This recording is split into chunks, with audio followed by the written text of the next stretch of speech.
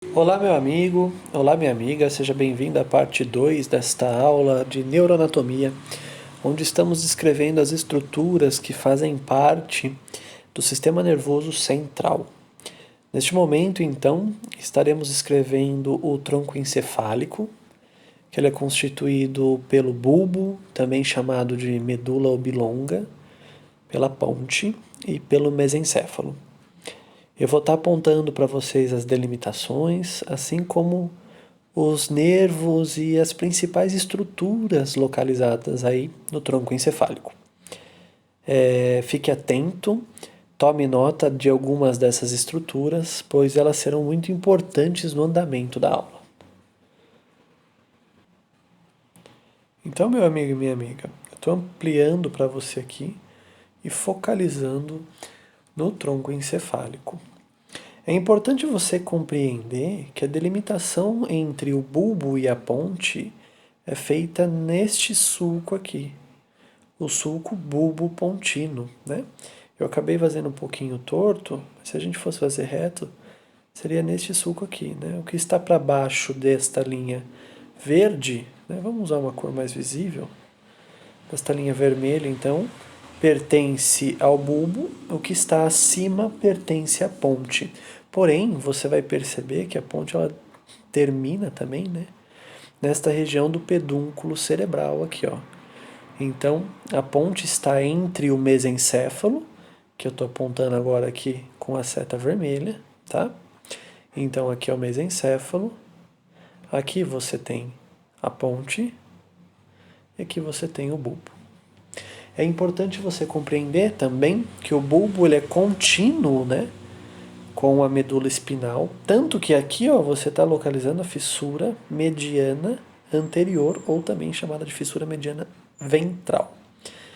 Essa continuidade, né, ela é então entre o bulbo e a medula espinal, né, ela é verificada inclusive por algumas tendências, né, em manter, por exemplo, a fissura mediana ventral após essa decusação das pirâmides aqui, que depois eu vou explicar para você o que é, ela continua como sulco mediano aqui, ó, como você pode observar. E é muito bacana que entre, né, esse sulco você tem as pirâmides do bulbo, que são estruturas muito importantes relacionadas com a via córtico-espinal, que é uma via motora, né, uma via aí de transmissão de estímulos motores muito importantes. Ao lado aqui você também consegue identificar a oliva, né, a oliva, e o surgimento, né, do nervo hipoglosso aqui, ó. Exatamente surgindo onde seria o sulco lateral anterior, né? Então você identifica aí. O sulco lateral posterior, ele oportuniza então o surgimento dos nervos glossofaríngeo, vago e acessório, né? Como você pode perceber aí. A ponte, por sua vez, essa região que a gente está identificando da ponte, é uma região anterior, né? Uma região ventral, onde você consegue perceber estrias transversais. Porém, essas estrias transversais, no meio dela aqui, ó, você tem um sulco, o sulco basilar. Esse sulco ele abriga então a artéria basilar, que é uma artéria muito importante, né? Que é a continuidade das artérias vertebrais e vai oferecer aí o surgimento da artéria cerebral posterior, tá? Você também percebe bem bacana aqui, ó, um grande nervo, olha só. Então aqui é o surgimento do nervo trigêmeo, né? Tanto a sua raiz motora quanto a sua raiz sensitiva. E já na região entre o mesencéfalo e a ponte, você tem o nervo abducente e o nervo óculo-motor, né? Aqui está a substância perfurada, né? E aqui você já vê facilmente os corpos mamilares, né? O tuber cinéreo, que aqui estaria então a região do infundíbulo, para continuar com a hipófise. Perceba que aqui, bacana também, você identifica, né, o quiasma óptico, né, que ele vai oportunizar aí, então, o surgimento dos nervos ópticos. E aqui o finalzinho, você percebe, do nervo olfatório, aqui o giro reto, né. Beleza, pessoal, então você consegue perceber algumas estruturas, né? Essa aqui é a região então do mesencéfalo, da ponte e do bulbo que compõe o nosso tronco encefálico. Aqui, ó, você está percebendo que posterior aqui você tem um cerebelo, né? E aí a gente vai falar do cerebelo já já, tá bom?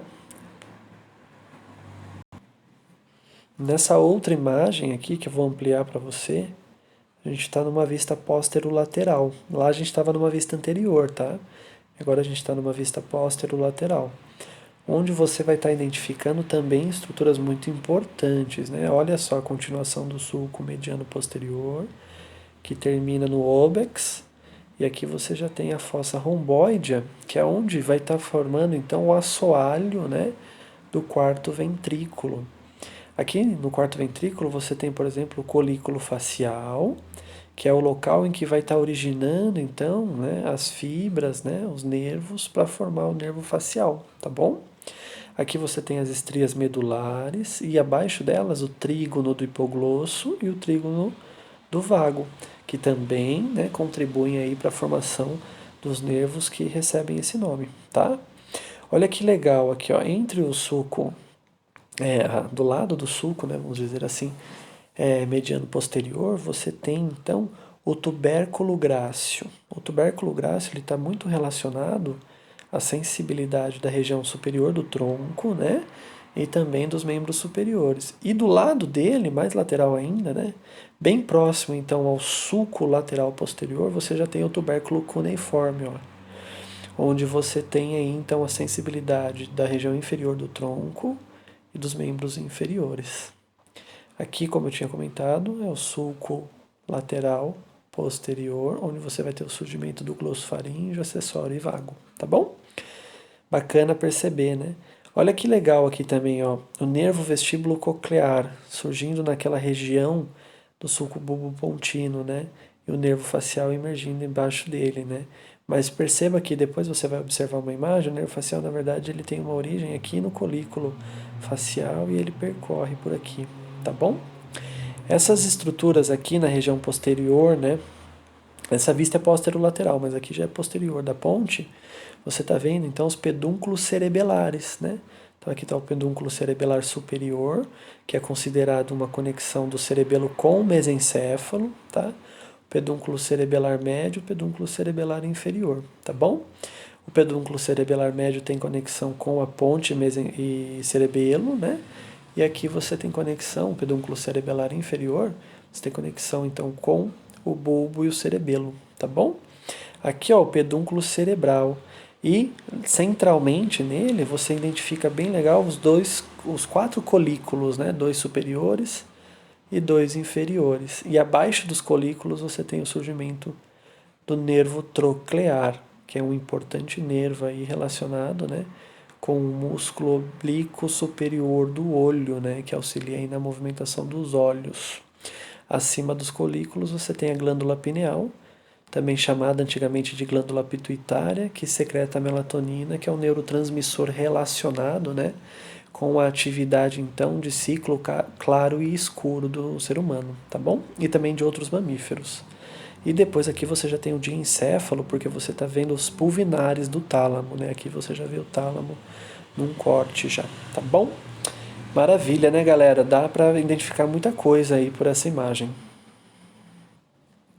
Essa outra imagem que eu vou estar ampliando aí para você, aproximando para você, ela já é uma imagem, então, né, de corte sagital mediano, onde a gente está conseguindo identificar as estruturas, né, que formam o tronco encefálico. Você percebe claramente aí o quarto ventrículo, o plexo corióide dele.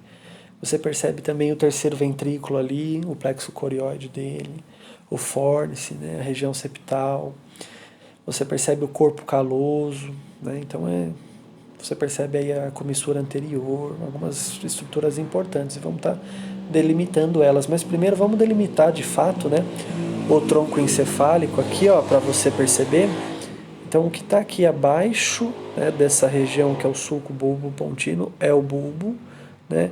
E até aqui, ó, você tem a ponte bem claramente aí delimitada, tá?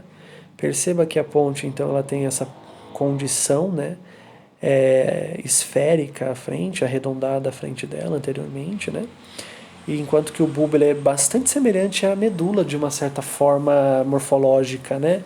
Não celular e nem de estruturas celulares, tá, pessoal? Algumas coisas preserva, outras já se modificam de uma maneira bastante abrupta, inclusive. Porém, vamos dizer assim, macroscopicamente eles são contínuos, né? E o mesencéfalo ele é muito interessante porque por ali você tem várias conexões com o diencéfalo, que é uma estrutura extremamente rica, né, de uma perspectiva aí de secreção de neurotransmissores, principalmente serotonina, né? A gente vai perceber depois a serotonina tem bastante envolvimento com os núcleos da RAF. Mas, por hora, vamos identificar algumas estruturas aqui, pessoal. Então, ó, como eu comentei, o bulbo, né? E você tá vendo o canal central da medula espinal aqui, ó, se concluindo no quarto ventrículo, né? Deixa eu tirar essa aqui e esse aqui para você, ó. O canal central da medula espinal se concluindo no quarto ventrículo, onde você tem aqui, ó, então um plexo corioide, né? E esse quarto ventrículo, ele já faz então um assoalho, como eu comentei, ó, né, constituído o assoalho pela ponte, e o teto do quarto ventrículo está o cerebelo, né? É bacana perceber que o cerebelo ele tem substância cinzenta, olha, substância cinzenta do cerebelo, então rico em fibras amielinizadas, né, sem mielina, e a substância branca aqui com fibras cheias de mielina. O cerebelo ele também possui uns núcleos celulares, tá, pessoal? Mas aqui a gente não identifica bem não, mas fica nessa área aqui. Continuando aqui no quarto ventrículo, você percebe ó, o aqueduto do mesencéfalo, né, e imediatamente posterior os colículos. Lembra que eu comentei dos colículos agora há pouco? Então, ó, o colículo superior, a seta está apontando, colículo inferior. Olha a glândula pineal aqui de novo, né? E passando entre a glândula pineal e o esplênio do corpo caloso, né, esse finalzinho do corpo caloso aqui, ó, o esplênio do corpo caloso e a glândula pineal, você tem a grande veia cerebral magna, né, passando por aqui, uma veia importante aí de drenagem do encéfalo, tá, pessoal? Olha que bacana. Essa área aqui, ó, é denominada de tálamo, né? E entre os tálamos você tem a aderência intertalâmica aqui, ó. Acima do tálamo, né, você tem o corpo do fórnice. O fórnice, ele tem uma relação muito bacana com o hipocampo, né, que é uma área que a gente já conhece e tem conexões aí com a memória. E o fórnice ele termina no corpo amidaloide, que a gente não enxerga aqui, né? E o corpo amidaloide tem conexões aí também de disparos relacionados a sentimentos como medo, né? Alerta, né? Quando o indivíduo está em situação de alerta, o corpo amidaloide costuma estar bastante ativo. Aqui você tem a região septal, né? O corpo do corpo caloso, né? Aqui essa área é bastante bacana também, porque essa área aqui já é uma região, né, inferior do lobo frontal, onde você tem conexões bastante frequentes entre as situações que acontecem aqui e aqui. E essa aqui é a comissura anterior, que é contínua à lâmina terminal, e a lâmina terminal ela se finaliza aqui, ó, como você percebe, no quiasma óptico. A glândula hipófise, ela está aqui, pessoal, ó, uma glândula muito importante, né? Glândula do sistema endócrino aí, que secreta diversos pró-hormônios e hormônios, principalmente aí hormônios relacionados ao desenvolvimento, né? E continuando aqui, ó, você vai perceber tranquilamente, ó, o corpo amidalóide aqui, ó. Você vai perceber tranquilamente a conexão com o mesencéfalo. Então, beleza, né, pessoal? Aqui está a ponte, né? Aqui você percebe legal também o aqueduto do mesencéfalo, como eu comentei com vocês. Então, ficou tranquila essa imagem também, tá bom? Acho que deu para dissecar legal aí, né? E nesse sentido, uma vez que você compreende então as estruturas do tronco encefálico, você progride para o estudo do cerebelo, né? A estrutura do cerebelo ela é muito interessante, porque você vai perceber que o cerebelo ele também possui córtex e substância branca, né? E essa substância branca ela está localizada internamente e o córtex externamente, assim como no cérebro, tá, pessoal? O que difere bastante da medula espinal, que é o contrário, né? A substância cinzenta está interna e a substância branca está externa, né? Vamos dar uma olhada em detalhes aí no cerebelo e ó, perceba novamente, né? Ele está localizado aí na fossa posterior do crânio, né? E essa área, ele está separado aqui, ó, do nosso grande lobo occipital pela tenda do cerebelo, né? O tentório do cerebelo, tá bom? Então você tem aí a tenda do cerebelo sobre o cerebelo e separado do lobo occipital aí, ó, como você percebe. Aqui atrás, ó, eu vou focar o azulzinho aqui, ó, é a confluência dos seios, tá, pessoal? Esses seios aí da dura mater, que é importantíssimo para a drenagem, né, venosa do encéfalo. Ó, percebe então que numa vista superior, né, a face superior do cerebelo, ela é marcada, né, por uma região central chamada de verme e duas regiões laterais, né, que são os hemisférios. Perceba que o verme, né, lá superior nele, você tem uma área chamada de lóbulo central. Aqui está bem fácil de perceber, eu não preciso apontar, você consegue ver com os nomes, né? Dando continuidade no verme, na região mais ou menos medial do verme, você tem o culmen e o declive, que fazem parte do montículo, tá? Do verme. E lá no final do verme você tem a folha, nessa face superior. Perceba que você tem um lobo anterior e um lobo posterior aqui no nosso cerebelo. E esses lobos, eles são separados pela fissura primária, tá bom? É bem interessante você perceber esses detalhes. Aqui é uma face inferior do cerebelo, né? Onde você percebe novamente o lobo anterior e o lobo posterior. Mas entre eles, na face inferior, você percebe o lobo flóculo nodular, né? Esse lobo flóculo nodular é marcado ali pelo flóculo que está em azulzinho para você perceber. É legal você identificar que o verme também está presente aí na face inferior, né? Entretanto, você vai perceber que o lóbulo frontal mantém, né? E depois você já percebe a língula imediatamente acima, né, da região do pedúnculo cerebelar. Essa área do pedúnculo cerebelar, quando ela se conecta com a outra área oposta, tem uma passagem que percebe? Nesse ponto você chama de véu medular superior. Por quê, professor? Porque essa região ela é muito importante aí de conexões, tá? Imediatamente abaixo você já tem, né, novamente o véu medular inferior, já relacionado com o flóculo do cerebelo e que dá continuidade ao verme. A face inferior do verme, ela possui outras regiões além das que a gente já comentou. Ela tem o nódulo, a úvula, a pirâmide e o túber, tá bom? Então perceba que o cerebelo ele tem bastante estrutura, apesar de ser ele tem bastante detalhe, né? Apesar de ser uma estrutura teoricamente bastante pequena. E ele está muito relacionado funcionalmente com atividades inconscientes, tá, pessoal? Né? Então, o controle da postura, do tônus muscular, né? A posição da cabeça, principalmente por meio de mecanismos do sistema vestibular, que vem pelo nervo vestíbulo coclear. Né? Então, ele atua principalmente de maneira involuntária e inconsciente. E você vai perceber também que o cerebelo, como eu comentei, né, ele possui alguns núcleos, ó. E olha que bacana, os núcleos eles estão dispersos aí na substância branca medular. As camadas do córtex do cerebelo são três, tá? E a mais importante é a camada de células de Purkinje, que é a primeira. A camada de células granulares é a última, ou melhor, a de células de Purkinje é a segunda, tá, pessoal? A última é granular e a primeira é molecular, tá bom? Essa camada de células de Purkinje, a gente não identifica aqui porque é microscópico, né? Ela está localizada então no córtex cerebelar, então é a região cinzenta aí que você pode perceber, e ela recebe os estímulos, né, oriundos das vias que chegam até o cerebelo.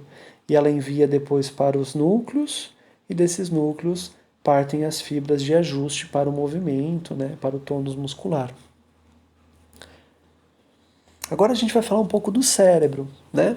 O cérebro ele é uma estrutura essencial, constituído então por dois hemisférios e uma região central, né? Essa região central ela vai estar então conectada por meio do corpo caloso e embaixo do corpo caloso você tem o diencéfalo, onde eu vou aprofundar bastante nas aulas posteriores a essa, onde quando a gente começar a falar de neurotransmissores relacionados com algumas vias, né? Principalmente com a via mesolímbica, tá? Agora, quando a gente fala de cérebro, essa área que você está observando aí, por exemplo, a gente está identificando um telencéfalo, tá? E é bacana você perceber que aqui a gente está numa vista lateral, a gente está percebendo, vendo um cérebro lateralmente. Posteriormente você vai ver outras vistas do cérebro. E isso também é um ponto importante, principalmente para se localizar. Então o cérebro ele pode ser dividido e organizado, vamos dizer assim, em lobos. E os lobos recebem o nome conforme o osso que eles estão relacionados. Então, em vermelho, você percebe o lobo frontal, onde você vai ter, por exemplo, né, o giro frontal superior, giro frontal médio, giro frontal inferior, giro pré-central, giros orbiculares, né? Você tem, por exemplo, o giro reto. Esses giros, para que servem, professor? Giros, eles são regiões em que você tenha grande aumento da massa encefálica, sem necessariamente aumento do volume encefálico, sem necessariamente aumentar a área, né? E são nesses giros que você tem atividade cortical muito intensa e relacionada com diversas coisas. Por exemplo, no giro pré-central, que fica imediatamente anterior ao sulco central, você tem a área cortical relacionada aos aspectos motores, o córtex motor, né? E um pouquinho à frente dele, ali, numa área entre o giro frontal medial e o giro frontal superior, você tem o córtex pré-motor, que é o pensamento, né, de realizar o movimento, você programa o movimento ali. No lobo frontal você também tem, né, bem anteriormente aqui, ó, logo bem próximo, inclusive, né, dessa área inferior dele, você percebe uma região que é o córtex pré-frontal, que envolve também os giros orbitais, né? E ali você tem o pensamento abstrato. Agora, posterior ao lobo frontal, você tem outros lóbulos, né? Esses lobos, eles são lobo parietal, justamente porque ele está relacionado ao osso parietal, e você tem uma atividade de sensibilidade, né, muito grande nesse lobo. Você tem o lobo temporal, né, já justamente por conta do osso temporal, e está muito envolvido principalmente com comandos aí auditivos, tá? E o lobo occipital, ele está muito envolvido, né, com a visão. Mas é importante entender que os lobos eles se comunicam demais, tá, pessoal? Não é algo inerte, parado, que apenas numa região acontece. A comunicação ela é muito grande e muito frequente entre os lobos. E você tem um quinto lobo, né, que é o lobo insular, que para identificá-lo você precisa afastar, né, o sulco lateral, né, ou também chamado de sulco de Sylvius, né?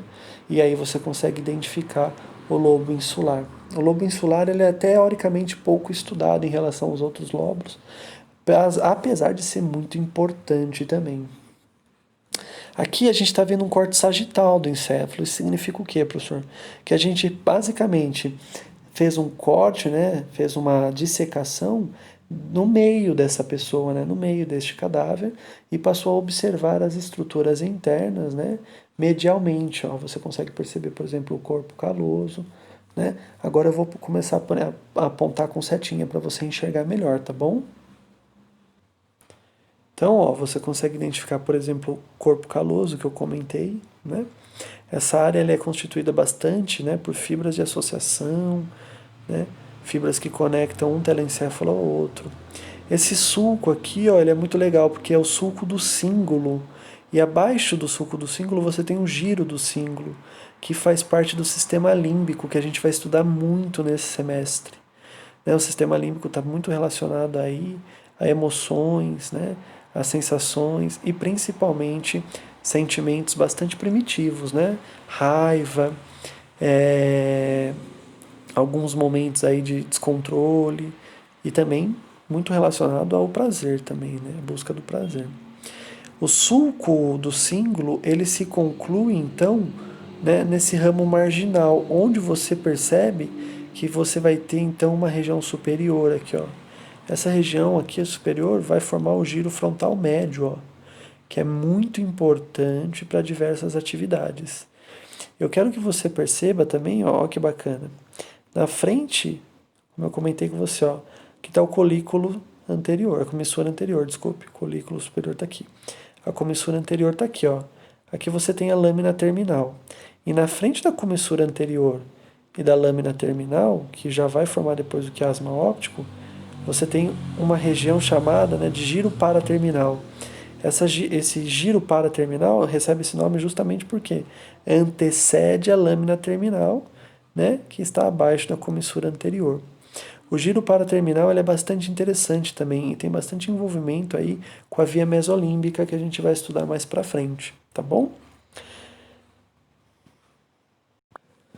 Essa aqui, meus amigos, é uma vista inferior do cérebro, onde você consegue identificar, por exemplo, que o anatomista que fez essa dissecação, ele cortou o tronco encefálico na altura do colículo superior.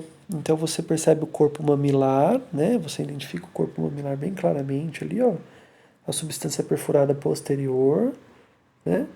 Ó, o corpo mamilar está embaixo aqui da hipófise, aqui, ó. Estou ampliando para você.